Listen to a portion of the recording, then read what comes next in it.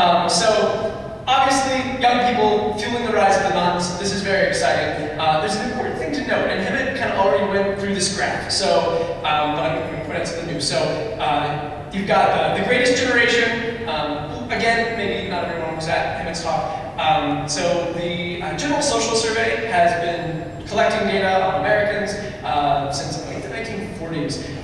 And they ask, what's your religious affiliation? And some people say none. And those are nuns, which I think we probably all know. Several researchers, and this comes from a Pew analysis of that data, have broken out how that data looks across generations and over time. So in the 1970s, when the people who came of age during World War II, the greatest generation, were asked this, only 3% of them said that they were nuns. And then when the polls happened again in the late 2000s, after all that time, that number barely budged, just 2%, in the right direction, but very little change.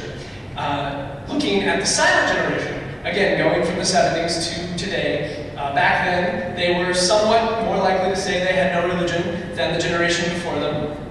But the silent generation, even by the end of the aughts, was only at 8%, saying that they were none.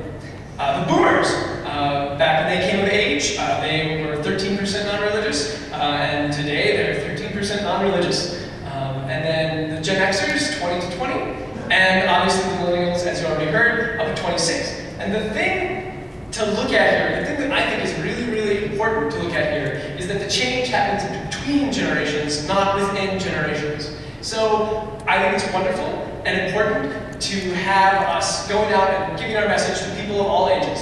And if you look at the details, it turns out that it's not that people are always staying whatever religion their whole life. There's churn. But as far as like making progress to reach way more people without losing people, it seems to be that this demographic change is happening between generations and not within generations, which certainly means that we should be very involved in dealing with secular students.